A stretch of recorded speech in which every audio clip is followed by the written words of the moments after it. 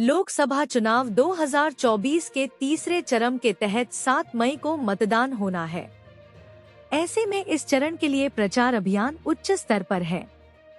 प्रधानमंत्री नरेंद्र मोदी ने भी गुजरात के आनंद में अपने प्रचार अभियान के तहत एक रैली को संबोधित किया।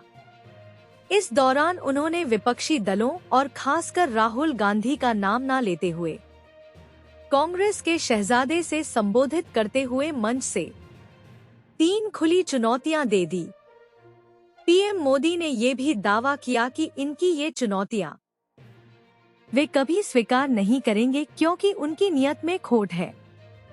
पीएम मोदी ने आगे कहा कि संविधान माथे पर लगाकर चलने से कुछ नहीं होता है।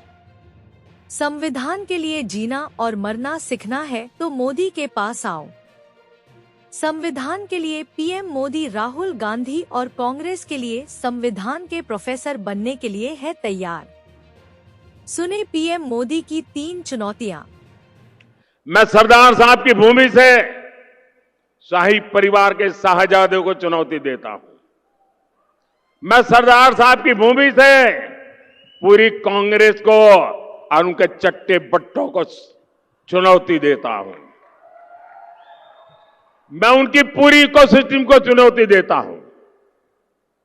और मेरी 3 चुनौतियां हैं और मैं मीडिया को भी चुनौती देता हूं। जिन शब्दों में मैं कह रहा हूं उस शब्दों में छाप करके दिखाइए।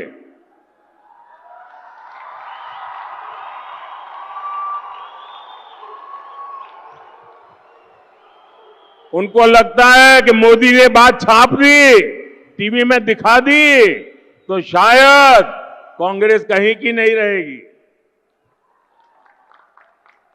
मेरी 3 चुनौतियां हैं कांग्रेस और कांग्रेस के पूरे इकोसिस्टम को।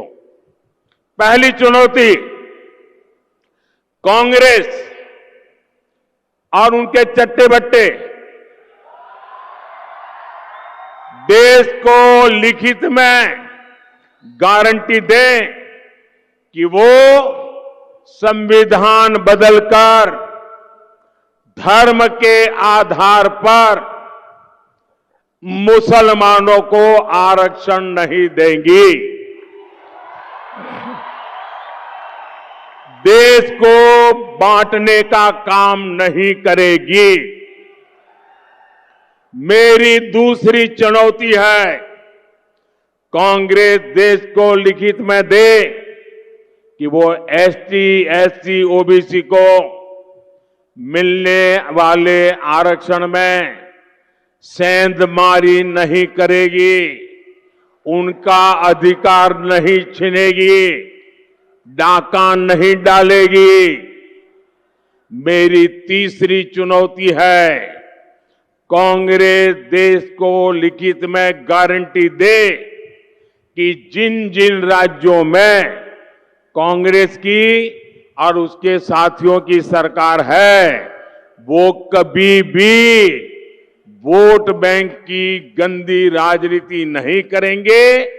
वो बैकडोर से ओबीसी का कोटा काटकर मुसलमानों को आरक्षण नहीं देंगी।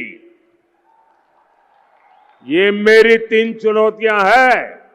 शाहजादे हिम्मत हो तो आ जाओ।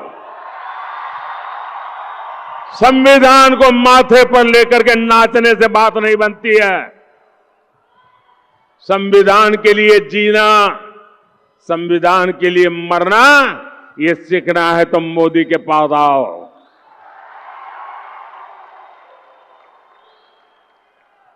मैं जानता हूं कांग्रेस मेरी ये चुनौती नहीं स्वीकार करेगी क्योंकि इसकी नीयत में